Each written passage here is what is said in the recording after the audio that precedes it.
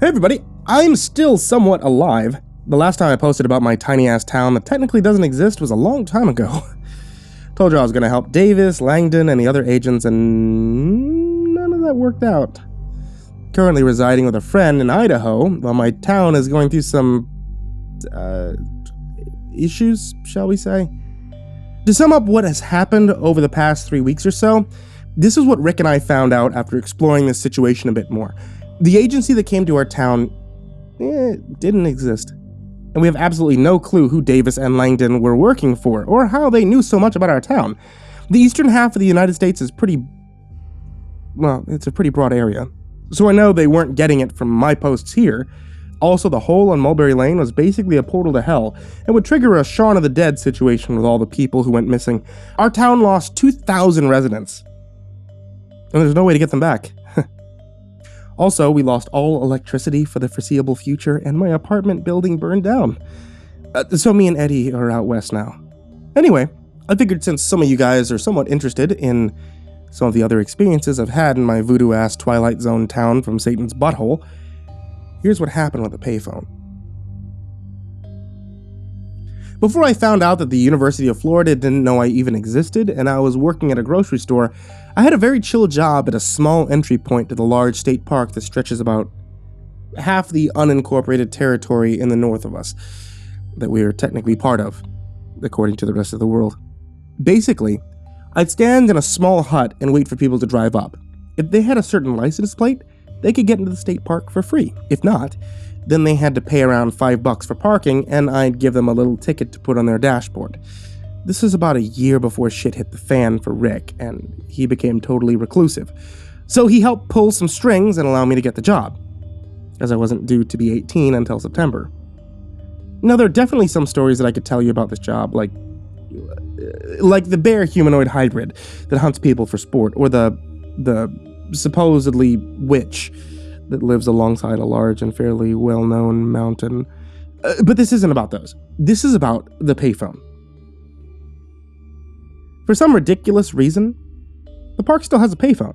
It's located right across from my little hut where I spend about 10% of the time letting people into the park and 90% of my time Facebook stalking my classmates. I'm a bored teenager. Shut up. I worked at a park for almost 6 months. And only once did I ever see somebody use that payphone. It was an elderly woman who probably didn't know what a cell phone was, let alone how to use one. However, that phone became a very interesting point in my life, one rainy and foggy July afternoon. I remember that some thrill seekers had come through expecting to go for some whitewater rafting on the Valley River that cuts through the park about a mile north of where my entrance was.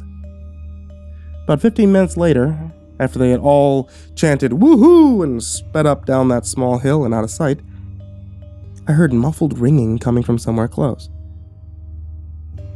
Well, it sure as hell wasn't my cell or any cell phone that existed in 2015. It sounded like an outdated, payphone. My stomach dropped as I glanced across the gravel road. Yeah, the payphone was receiving a call. I let it ring twice more before it went quiet, and the sound of rain pattering on the roof and the ground around me continued. I talked to my boss, Bradley Noyer, the next day about what had happened. Bradley kind of shrugged it off and said something along the lines of, "Kid, strange shit happens around here every day. Yesterday, someone heard blaring horns coming from the ground underneath them. I guarantee you that your phone call is not as strange as that." So I kind of shrugged it off too. Bradley had also lived through a lot of shit, so I took his word for it. It wasn't until the very end of July when I heard the payphone ring once again. It was almost dusk. The last hint of sunlight was disappearing behind one of the larger hills near my entrance to the park, and it was getting somewhat harder to see without any artificial light source. The dim neon over the payphone allowed me to see the jet black phone moving as it rang. I contemplated going over to the other side of the gravel road and picking up the phone, but I had an odd feeling about it. Something deep inside of me told me that if I went over to that phone, I would very much regret it. No, I wouldn't. Now, I would have brushed the occasion off as well, but the phone rang again the next day, and the next day, and the next. About 2 weeks into the payphone ringing again and again, the curiosity ate away at me like rust on a 50-year-old bridge spanning a river. I had taken up to noticing that the phone rang at 8:24 p.m. on the dot. Back when it began constantly ringing, 8:24 meant the sun was almost completely below the horizon. 2 weeks later, it meant almost total darkness. So now, as I'm expecting the phone to begin ringing, I leave the little hut around 8:23 and I head over to the payphone. I loitered there for just a moment, patiently waited for the phone to ring. I was finally going to figure out who was calling and why.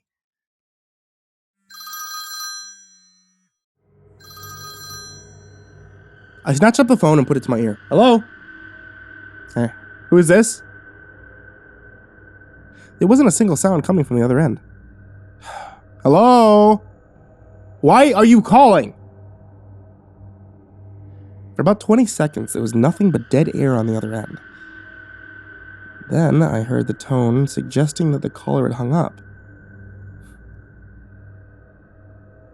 Feeling mostly defeated, I hung the phone back up, shuffled back over to the cabin. This became a ritual of mine. I'd answer the phone, I'd get nothing. Then I'd just go back inside the shed and wait until 9 or 10 when somebody else would come in and I'd go home. One night I'd completed this ritual and was shuffling back into the hut when the phone rang once more. I turned around and sprinted over to the other side of the gravel road, nearly took out the phone before I picked it up. Hello? As I tried to hold myself together, I heard a deep and raspy voice say my name on the other end of the line. My full name, first, middle, last. I had a very unusual middle name to the point where maybe 4 people outside my family knew what it was. I would write what it is, but I don't want to have anything like this happen again. The man, I'm guessing that it's a man, from the deep voice, inhaled through what sounded like clenched teeth and giggled. The giggle made my stomach twist itself into a lead ball, and I felt like all of my organs were about to forcibly remove themselves from my asshole. The man then said the name of my town. And this made me want to throw up. There's not a single person I knew outside of this town actually knew the name of the town. Many locals that actually bothered to come through say to call it Sky Village, which is not the actual name of my town.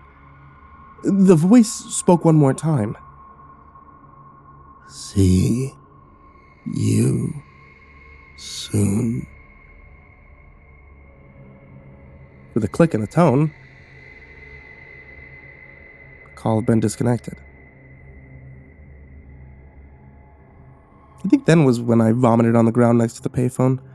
Before anything else, I scrambled back into the hut and slammed the door shut before I locked it. Then I ducked under the table like a scared 6-year-old just to make sure that nobody else could see me from the outside, as there was no way to cover the window. A new kind of curiosity began eating away at me.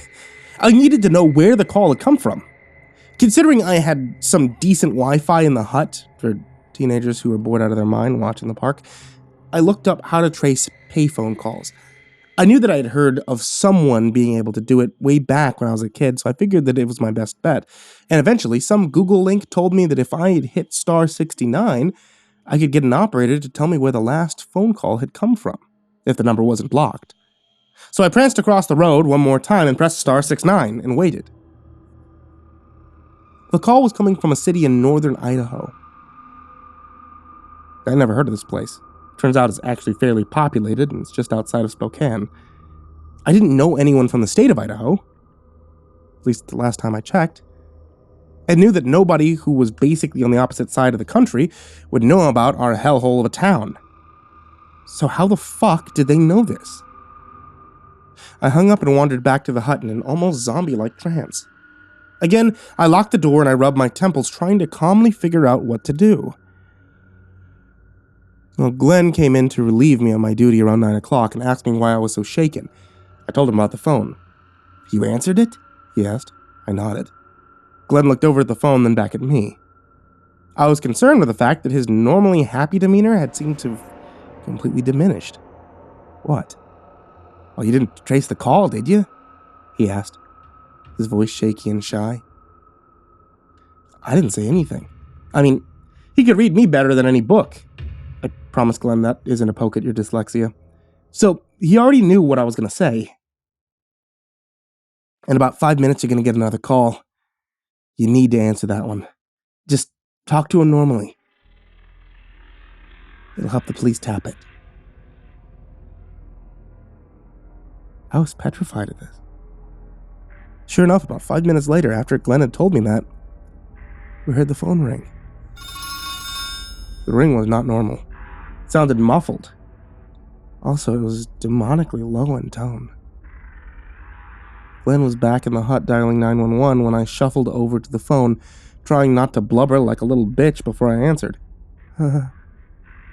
Hello? I stuttered. The goddamn voice came back on the other end.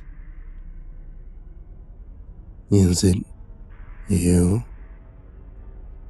I looked back at Glenn, silently begging him to make it all stop. He just nodded at me before I turned back to look at the payphone.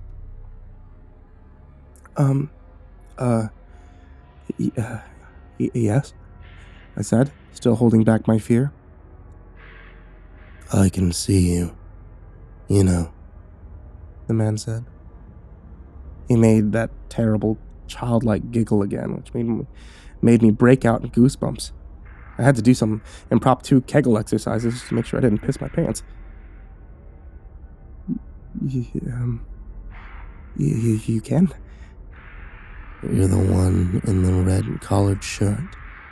On the shitty payphone, aren't you? He said. I swear his voice had gotten deeper as the sentence progressed. From inside the cabin, I heard Glenn shout into the phone, I need you here right now, Sheriff. Shit's gonna get very real, and neither of us are equipped for that. On the other end of the payphone, I hear, tell Glenn to keep quiet. Without hesitation, I lost my shit and threw the phone back onto its hook before racing back into the hut screaming like an absolute lunatic. Glenn looked at me like a Great Dane had just burst out of my asshole and was singing Sweet Caroline while I slammed the door shut and locked it tight. What the fuck are you doing? He screamed at me. I don't even remember what I said back to him. I don't think they were actually words from any known language, just made up sounds and something along the lines of, your name on the phone, before I blacked out for about 10 minutes. When I came to, a police officer asked me what happened to Glenn. I was so confused, but I was also freaked out. Is Glenn dead? I asked. Well, we don't know. Call from 911 was cut, and I didn't get here until about 2 minutes ago, Deputy told me. I looked up and saw the window to the hut was shattered, and Glenn's water bottle had cracked open and spilled water everywhere. He still wears the t-shirt he got from them. After a brief interrogation where I told them exactly what had happened, had been happening for so long, I went home and tried to get some sleep. Of course, I wouldn't get any sleep at all while my mind ran wild thinking about that goddamn payphone. By the time the sun rose the next day, Glenn was found. Naturally, he was found in a weird location, but this takes the cake for the strangest missing person report my entire life. Glenn was found 60 miles north of our entry to the state park where he worked. He was at a parking area for a somewhat well-known hiking trail off of a state highway. He was completely unharmed, but he had absolutely no clue how he got there. In fact, he only remembered up to the point where he came into the hut and started talking to me. He had no idea that he called 911 to report the guy on the payphone. Glenn and I still hang out sometimes. Usually at nights, when we're both off work and have a minute to spare. We'd go to his apartment, which is tricked out as shit. Just chill for a few hours a week. He's still here even after the mass disappearance of seemingly everyone. However, there's one thing that really gets to me. I had taken notice to a small whiteboard shoved in the corner by the filing cabinet that was only noticeable because of the light reflecting off of a manila folder on the desk. There were always 7 tally marks on that whiteboard. After that night, I counted 8.